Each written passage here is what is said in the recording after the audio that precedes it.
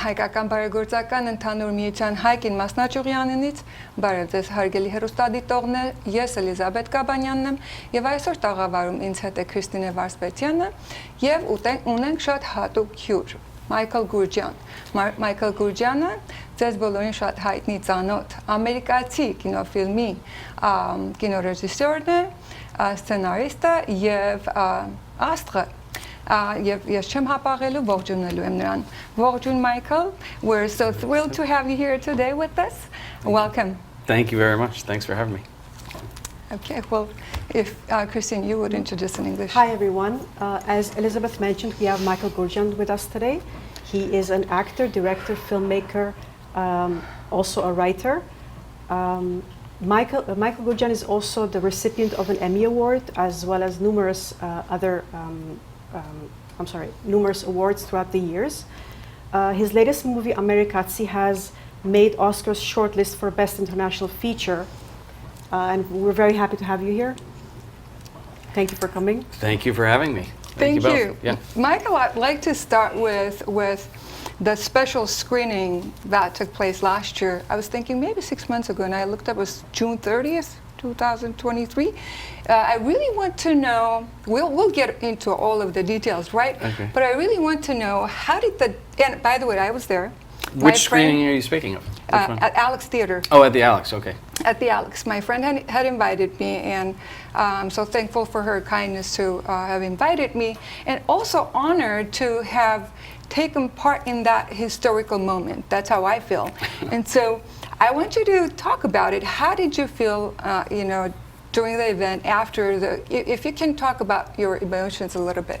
Around that event? Yes.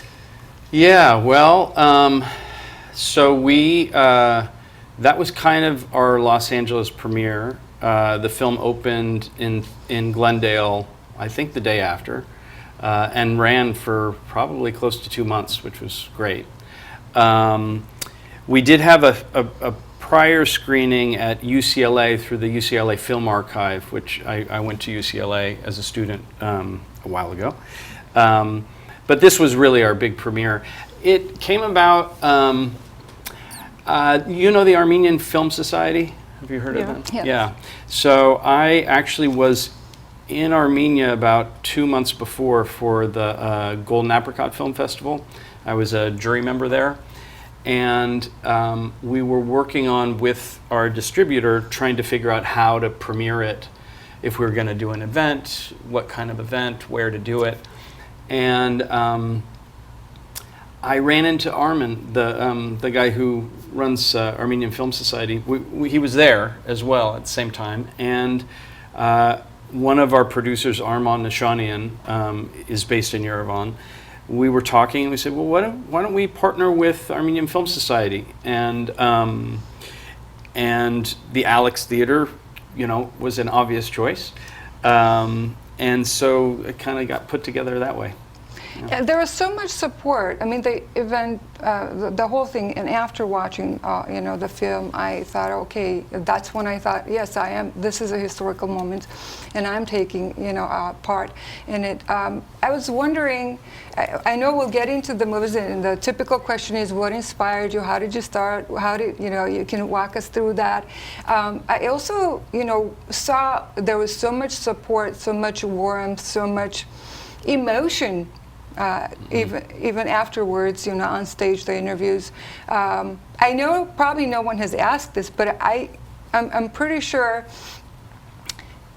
you had an expectation of how it would go, what kind of support you would get from the Armenian community, and how did the prior expectation and afterwards the whole thing compare? How did it feel?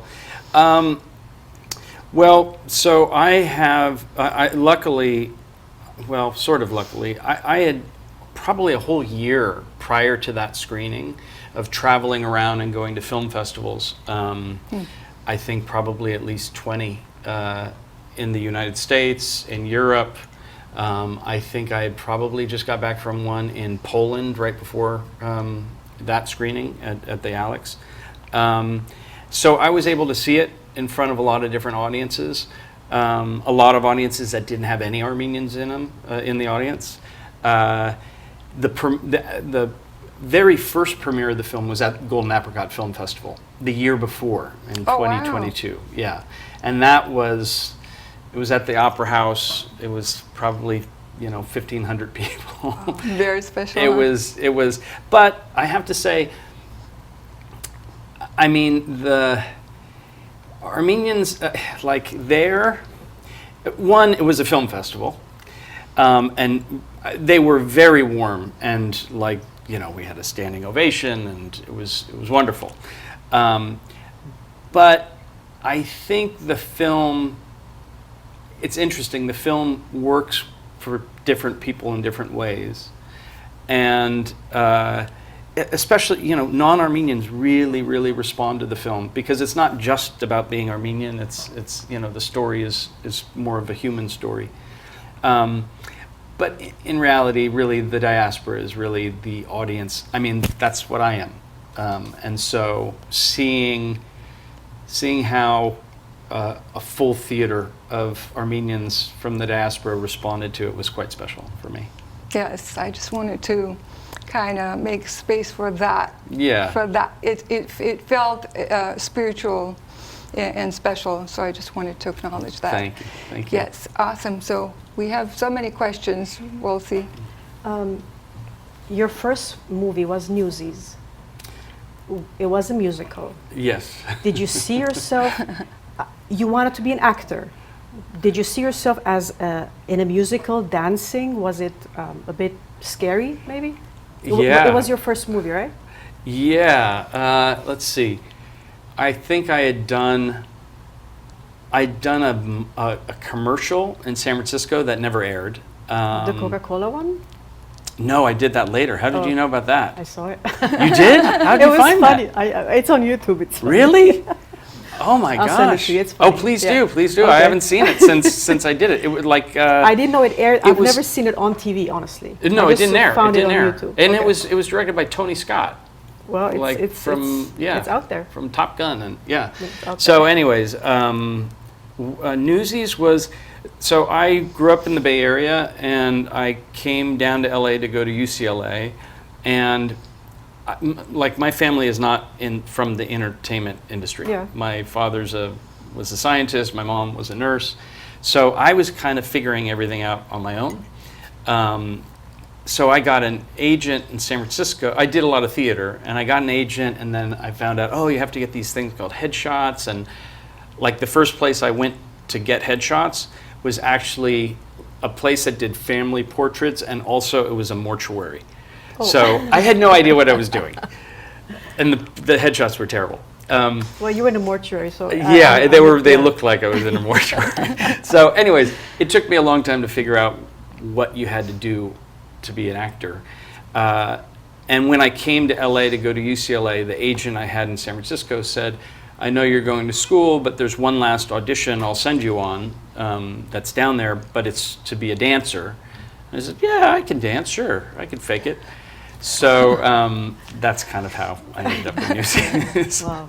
Yeah. Your other roles were the movies I've seen. Every role, you're a totally different person. Like you're another totally different character. None of them relate to each other. And then coming all the way to Charlie, which one do you think was easier for you? Like David was an autistic young man. SLC Punk was totally different with your hairdo and everything. How is it easy to become that person? None of them are similar, so this is like you're becoming a new person every time. Yeah, well, I don't know. All actors kind of work differently. I would say, oddly, that pretty much every character I've played, there's like a part of it that is me. Yeah. There's even if it's just a little David's mother, I'm playing an autistic kid in it. And I grew up, my cousin who lived in Berkeley, his next door neighbor was autistic. And I have very strong memories of this kid. And just that was like a kernel, which then I built the character from that. You won an Emmy for that. That was an Yeah. amazing movie. Thank you. But yeah, I think, I don't know, I try to find with acting, there's an external side to it, and then there's an internal side to it. And to me, finding a way to convey truth is what's most beautiful about acting for me. So it doesn't really matter what the exterior, you know, try to find what's right in terms of the truth of the character from an outside standpoint. But as long as they're being truthful, then it's good acting, hopefully. No, it's good. You've also done theater. Yes. I find this, theater is more scary to me because you have the audience right there and they're reacting to your acting. You mess up, they saw it. On camera, it's different because you can redo a scene. It's fine. Sure. How is it with you? And you also direct, so you go behind the camera, in front of the camera, on stage. I've never directed myself on stage. Not on stage. You No. That would be too difficult. Okay. With a camera, in film, it's not that difficult because I have a lot of people to rely on. In terms of the cinematographer, and I really rely on the crew to help me as much as possible. In theater, I guess I could, but that would be a little too difficult. You really need somebody outside because it's not like you're stopping and you can look, you're doing a show. You really need someone else to look at that. So it's scarier? Or Theater, more difficult? Theater, no. I wouldn't say more difficult. I would say in some respects more rewarding, can be more rewarding because you do have a live audience. You have people there that you're connecting with, and there's nothing like that. That's a wonderful side of acting. And do you feel like it contributed to your acting skills and generally helped? Doing theater? Absolutely. Yeah. I really, it's a different world now with social media and all this, and a lot of people end up acting through people find their way into acting different ways. For me, the best route is through theater because that's really where you have a chance to develop what you're doing. So yeah. And I hear that, and correct me if I'm wrong. I was told that in acting, after so many years, then you have to look into a second career or the next thing to do. How does that dynamic work? And I have so many questions about that. What do you mean, that you have to because you can't make money anymore, or you have to because you get bored of acting, or? Well, I guess I'm not exactly sure what the person who's an actress exactly meant who became a licensed therapist. Okay. So then, because she saw that so many friends of hers needed therapy. So basically, after they could not get more acting, I guess. Acting work. Oh, work. I see.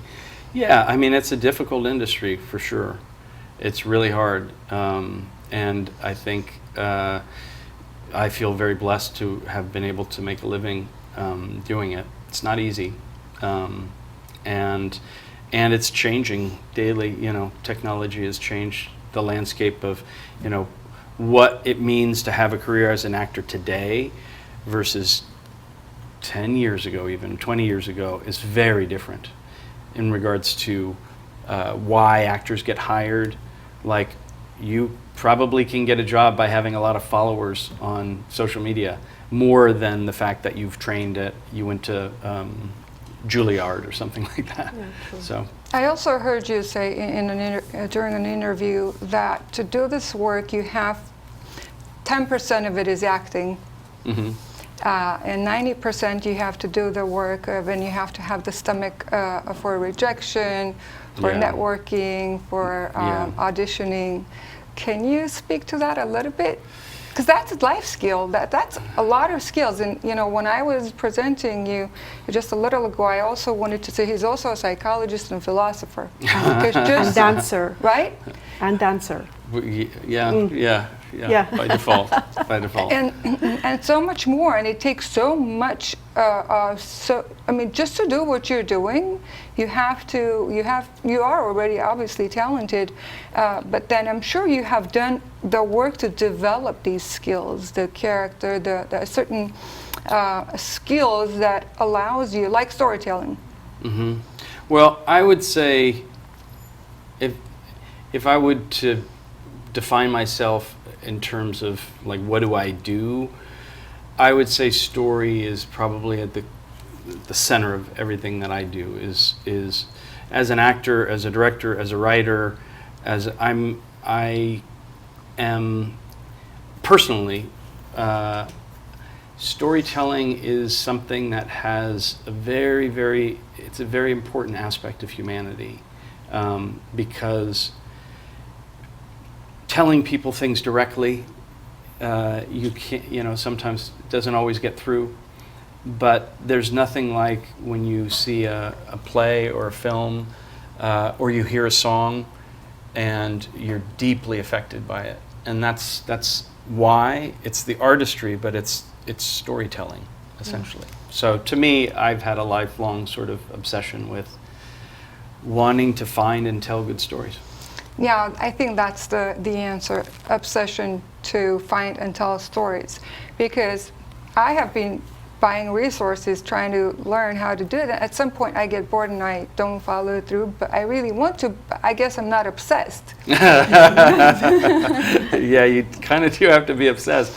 Well, friends of mine, and we often talk about like there's input and output, and you have to know yourself well enough and get used to when is the time for input. Like you need to be able to read and see plays and see films and listen to music and go like travel and learn about life, and you need to take in a lot. And then there's a point where you go, okay, I'm making Americazzi. This is what I'm doing. I have to turn on, I can't have too much input. Things that are going to influence what I'm trying to say and what I'm trying to do. I need to focus on output. And then there's a point where that ends and you go, okay, now is the time for input. So every artist sort of finds their own rhythm with that, but that's definitely a part of it. So if someone needs a 2-minute crash course on that, just to improve their storytelling skill, if you can recap, what would one do? Well, I would say this. I think part of storytelling, or being an artist in general, let's just say, is a process of finding your own voice, of discovering what you uniquely have to say.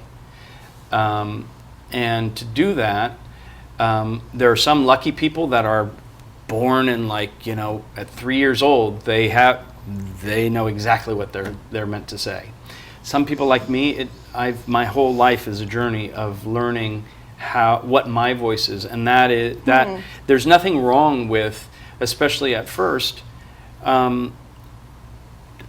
taking in and replicating and mimic. As an actor, there's no actor that hasn't, at some point, seen some Marlon Brando and go, I'm for a day I'm Marlon Brando. We have to be influenced, and influenced by other artists, other filmmakers, other storytellers, other musicians.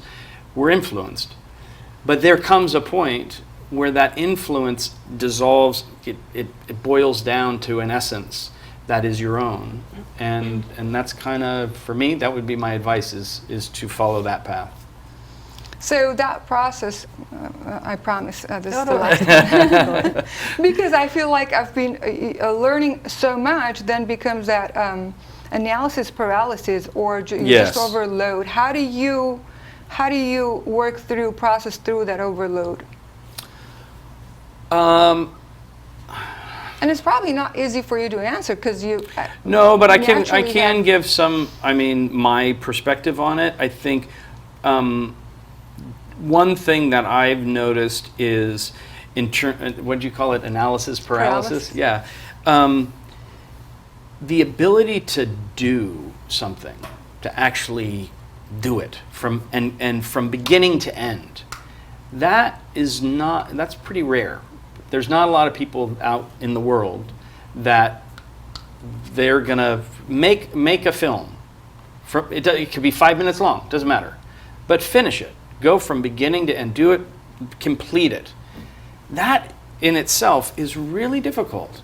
And just doing that, and that's why I like when people, want like show me their film or show me their, like it's very hard for me to be critical, because just off the bat, like the fact that you accomplished something, you finished it, you made your project, it could be horrible, but at least you're in the 90% tier because you actually completed it and did it. So to me, I think the worrying about how good something is, at first you got to just make and do as much as you can. And I've made terrible things. I've written stuff that's awful. But you just have to be able to do and not give up and continue to move forward. So maybe you have to be very Armenian about it and persevere, regardless of what's around you.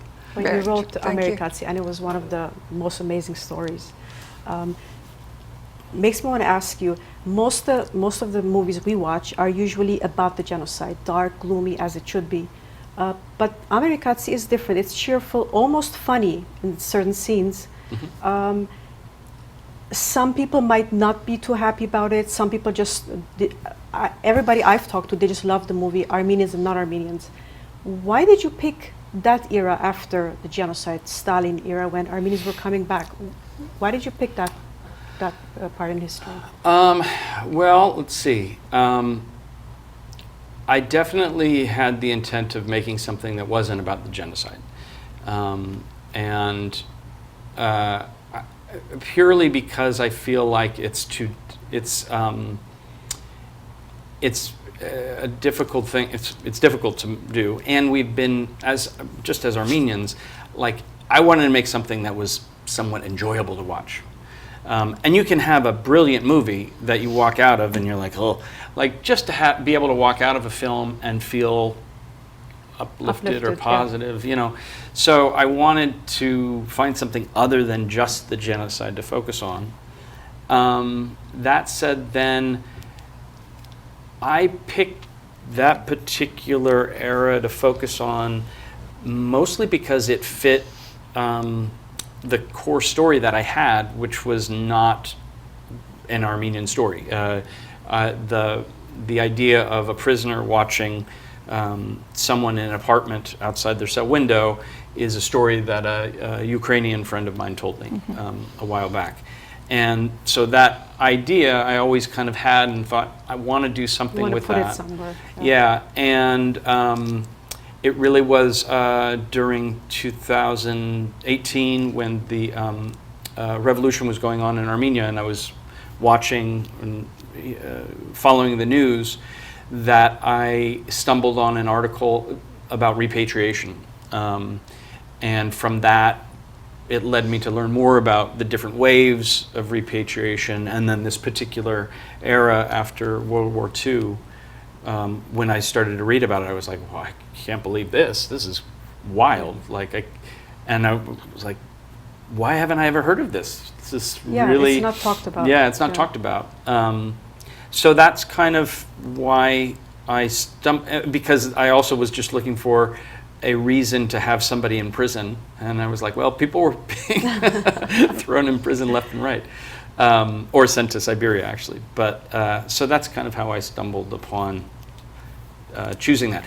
That said, then I realized that also that story is something that is reflected in, for a lot of Armenians, and not just Armenians, but anyone.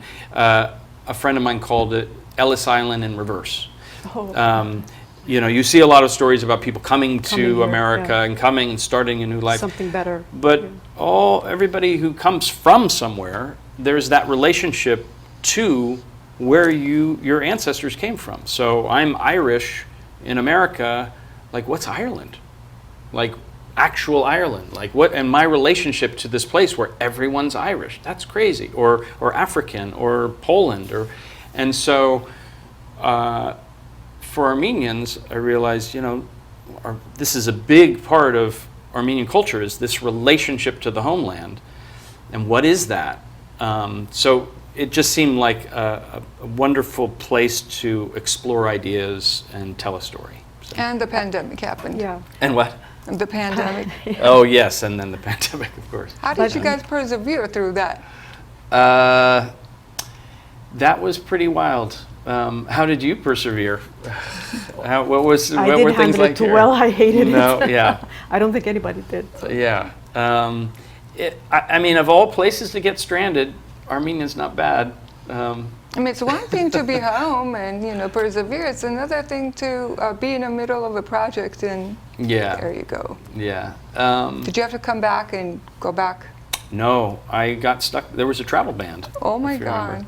Yeah. So we were there. We were probably, I think, a week into shooting, and news was coming like, it's getting worse. What is this?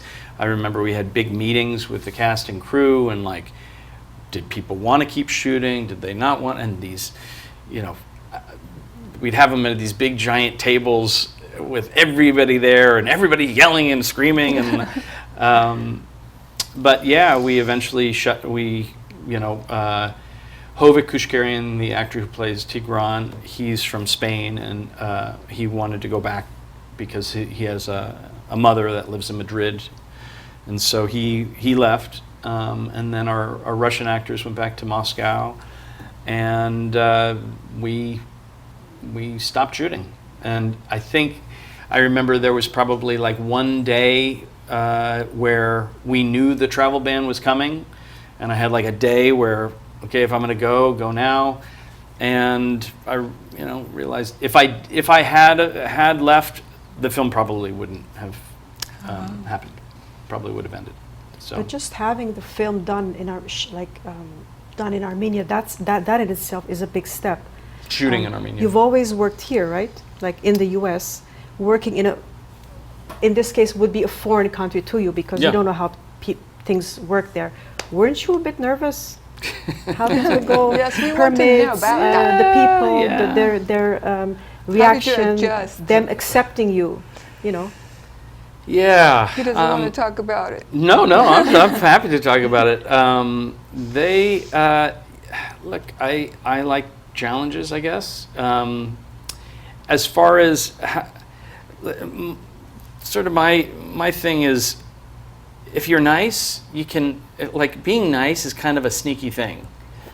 Because you could be mean and get what you want, but if you're nice, you can get what you want. It works. And so with this, I really just tried to do my best, and everybody that worked on the film, we tried to do our best to work from a place of inclusion. And so with working with people in Armenia, I mean, there was definitely, the younger generation was more familiar with how we do things here in terms of film shooting a film. There were definitely more the Soviet era Armenians that we worked with, which I learned very quickly. Anytime I asked for something, the first response would always be no. No, voch. And then you'd talk, and then I would get my producer to come and talk, and then eventually, they'll do it. Yeah. So yeah, it took a while to figure out how to do stuff, but I think the film itself lent itself to be a project that people could invest in, could care about. It wasn't, a movie about, an action movie about things that have nothing to do with the people working on it. Everybody working on it, the set dressers, the makeup, everybody felt personal about the film and connected to it. I mean, I had, our production designer had the doors in the prison. He had designed them a certain way, and I was like, oh, are you sure we can? I don't, the flap thing that they have, I wanted him to go in to bring them in, and he was like, nope, it has to be like that. That's the way it was. I will quit if you change it. It has to be this way. I was like, okay, we'll do it that way. But everybody felt ownership of the film, and because of that, I've had people who've seen the film and gone like, all right, how much did that cost? Did it cost this? I'm like, nope, a lot less. because there was so much that was invested in the film that was love. Those people working on it, they were giving 10 times what they were being paid because they cared about it, and myself included. That was the love I saw, during the Alex special screening. Yeah. That's what I saw it. You could feel it. Well, that love also translates into a little pressure. Us Armenians are very passionate. Yes, yes. So I know everybody loves you, everybody knows your name, everybody knows your face. Do you feel a little pressure from mostly Armenians? Do they now expect you to do another movie, maybe about Armenians? Yeah, maybe something related to Armenians. Is that expected of you? Sure. Yeah.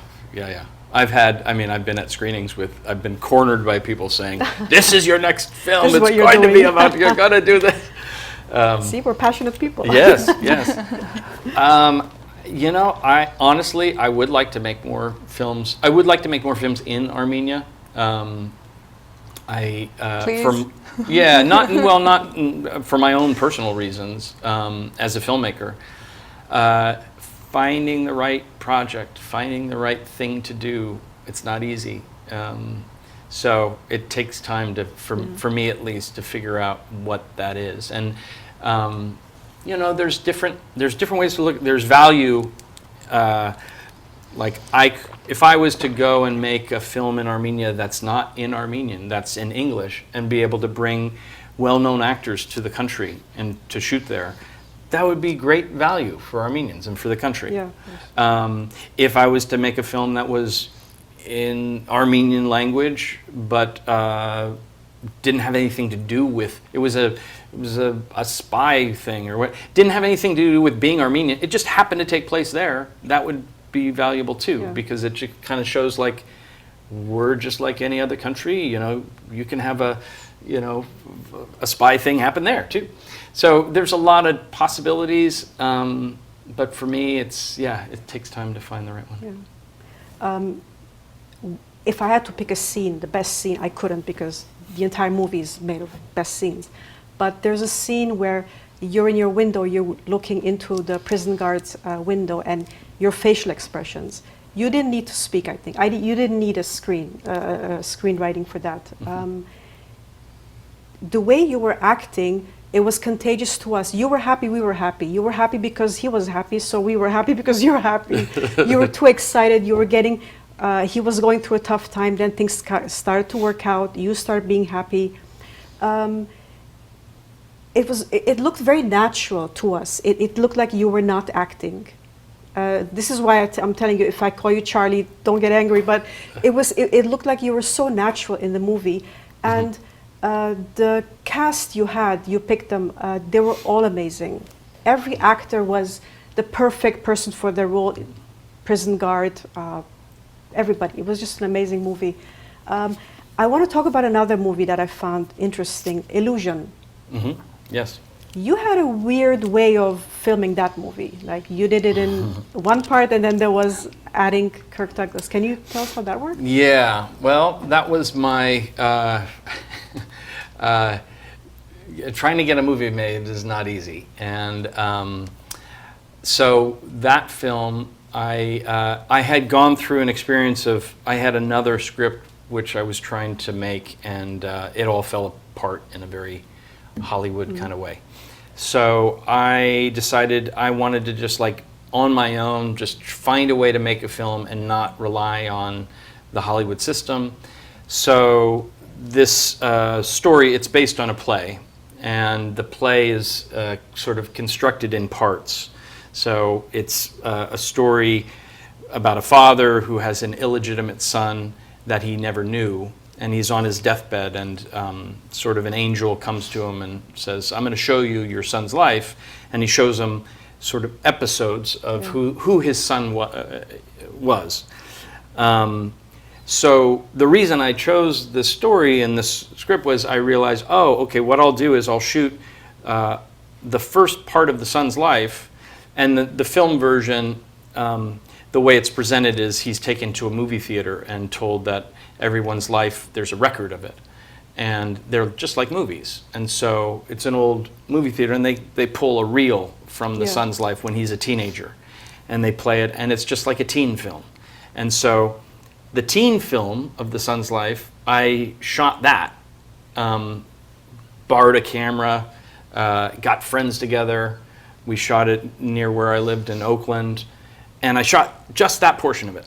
And then I used that to raise money to do the second part of his life, and then use that to raise money to do the third part of his life. And then I had like essentially 3/4 of the movie done, and the idea was then to go edit, kind of put together a sizzle reel, and come back to LA and try to get a well-known actor to play the father. So you hadn't planned to have Kirk Douglas in the No, movie? no. I actually spent, I'm sure it's fine to say this now, I think we spent like 6 months trying to get Martin Landau to play the role, and I went to these endless lunches with him where he would talk on and on about all the things he's done, and I'm like, all right, are you just going to play the role or not? And eventually it didn't work out. So an agent got it to Kirk, and he read it and right away said, I'm doing it. It was amazing. Yeah. Even the movie itself was a bit spiritual. It had a spiritual side to it. It was very Yes, nice. very much so. But the risk, like I'm thinking, of course you knew what you were doing, but still it was scary because you didn't know who you're going to end up with, who your actor's going to be. Yeah. But Kirk Douglas, that's an amazing choice. Yeah, well, it worked out. It did. Yeah. I do want to ask a question. I'm going to read so I do not miss a word. Sure. Can you walk us through your creative process? How do you choose your projects, and what drives your artistic decisions? Oh boy, that's a tough one. Say again, what? So, can you walk us through your creative process? Okay. How do you choose your projects, and what drives your artistic decisions? I mean, all of those things I would say kind of gut instinct. Like, I've decided to do things mentally, and then it's never worked out. Like, I have to kind of, with Americazzi, once I sort of had the idea and figured out how to merge this idea of repatriation and the prison story, like I knew, oh, this is what I'm going to be doing for the next 5 years. I'm done. I knew it in my body. So where I've had other things where I'm like, I really, really want this to be the thing, and I know it's not, and it's just a feeling, I guess. So do you have spiritual practices or morning routine, or because doing what you do is not easy. You have to be disciplined, you have to have the commitment, you have to have the vision. Are there, do you have any practices that you include in your day that helps you to bring you to that state, creative state? Well, I would definitely say taking care of yourself physically is incredibly important. I have not always been good with that, and like Illusion, making that film, by the end of it, I was so run down, and it took me, I was almost sick in a way. It takes a great deal, doing things creatively, it's a lot. It takes a lot of energy. It takes a lot of your soul. And so I think there's a writer, Murakami, Japanese writer, Haruki Murakami, who has a book called What I Talk About When I Talk About Running. And it's really about writing. And he talks about how he runs marathons. And he's a very prolific writer. And he runs marathons to get in shape and be in shape for when he writes. And it seems like, why would you need to be in shape? And he understands like how much it takes to really create something, and you have to physically be able to do it. So I can assume you have to have that mental clarity. Yeah. And so working long hours, maybe not eating in between, that You will can get run down. That was one thing that we got very lucky with the pandemic. Because of the pandemic, we had to shoot. It took us a long time to shoot. We had to shoot in sections, and we had breaks in between, and that allowed me to recover in between. We would shoot a section, and then Did a Armenians month feed you well? too well, way too well. It must have been hard because you had people from all over the world, right? Different, like they had to maybe go back at some point. We had, I mean, I would say 90% of the casting crew was based in Armenia. Oh, okay. Really, it was just myself, my cinematographer, an AC, assistant camera, and a few of the actors. And otherwise, everybody was based there. You've done something great for us and for Armenia too, I think, by opening this doorway, if you will, making movies in Armenia. Yeah, That's awesome. I hope it inspires Yeah. other filmmakers to Yeah. follow suit.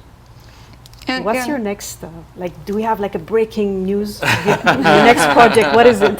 And no breaking news just Not yet. yet? I do have projects that are in the works, and I try to be careful because things fall apart all the time, and unless we're done shooting, I usually don't talk. Yeah. I with one of these things, we'll probably announce it soon, but until it's a real thing, I kind of hold off. We look forward to it. Yeah. Any Absolutely. stage theater work you're going to do someday? You know, I haven't done a play. I did a play in the Bay Area not too long ago. I was part of a theater company here in LA called Buffalo Nights, Yeah, you based were- out of UCLA. I actually just the head of UCLA Film and Theater is one of the guys that was in our company. We just reconnected and talked about doing a reunion of some kind. So, You do that. We'd love to see you on stage. yes, That'd be fun. I love that. And so, and for Armenian kids who are watching you and who are looking up to you and are saying, "Oh, I would like to be like Michael." Well, having been through what you've been through, or gone through, or having all the success, or lived through life, having done what you've done, what would be the general recommendation, or what would you tell them? Go What to would you want them to know? Good luck. Go to law school. Be a dentist. No. I would say, look, it's tough being an artist, but we need them. We need them in the world, but Armenians need them. We can't just take what's been done and continue to have that be our culture. We have to build culture.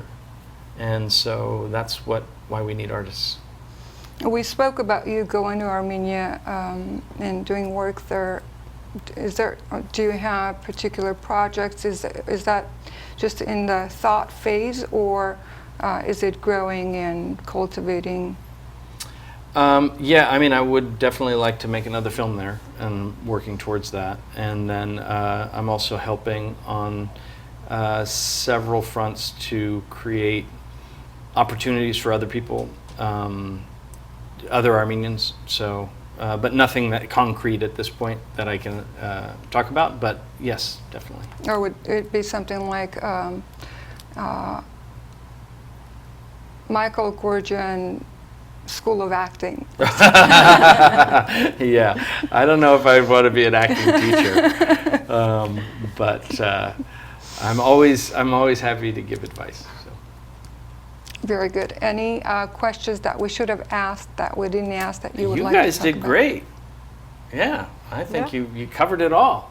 Very nice. Yeah. Very good. We're so happy to have you here, Thank and inspired by your work, empowered by, the interview. And I truly, just by watching you, and she did a good job helping me with that, the interviews, I also felt like with all of, who you are, what you do, which I think I could sneak this question in. It's hard work, and you have to constantly upgrade yourself doing what you do. Is there a balance? How do you keep the balance of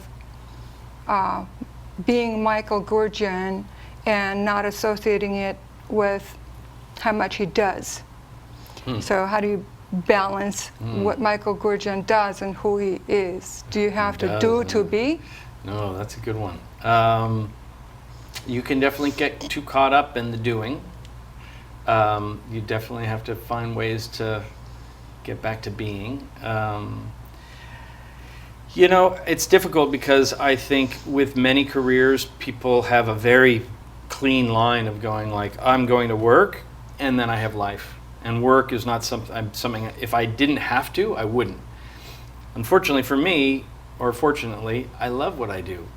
And it is a big part of my life. And I would say, oddly, the most I feel alive and I am being is when I'm doing.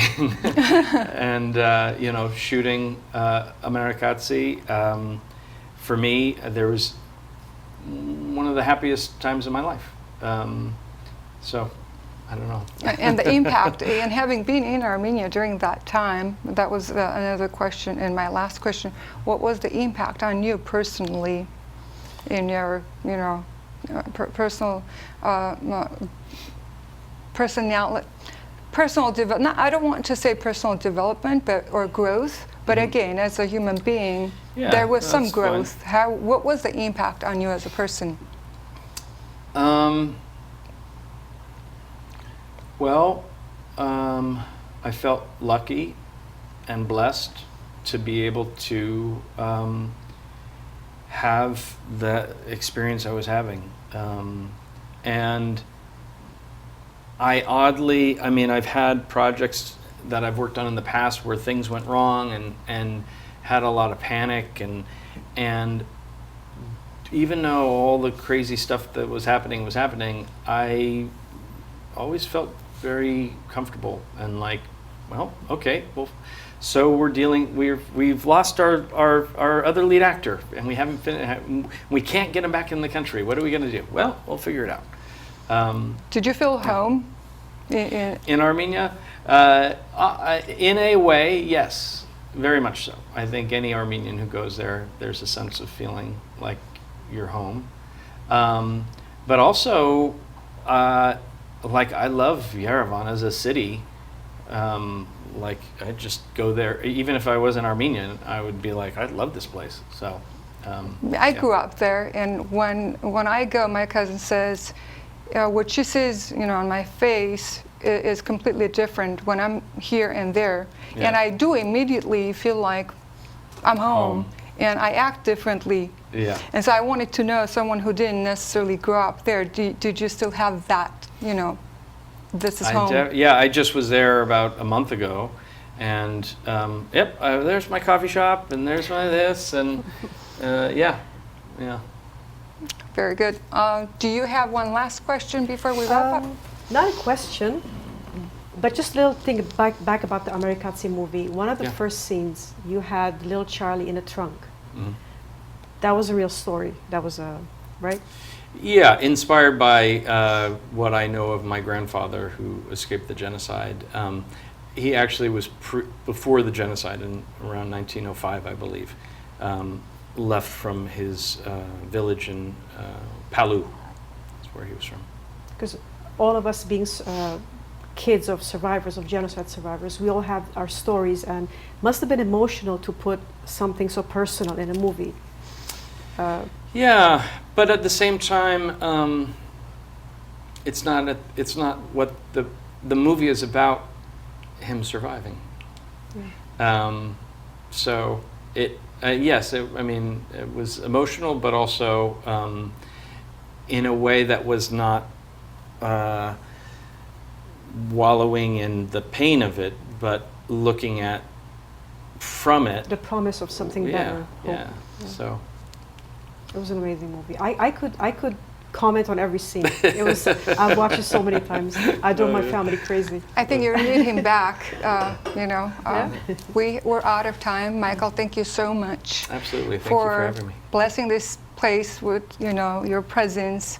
And I also want to thank your parents for having raised a wonderful person as you are. I will let them. I will let my mom know when I see her. Yeah. Thank you. I was thinking, you know, the mother who raised him must be someone very, very special. I will tell her you said that. Awesome. Thank you very much. Absolutely. Thanks for having me. Thanks you for coming. Yeah. Հարգելի հեռուստադիտողներ, եւ այսպիսով վերջացնում ենք այսօրվա մեր թողարկումը։ Մենք նորից կհանդիպենք շուտով, մինչ այդ մնացեք խաղաղությամբ։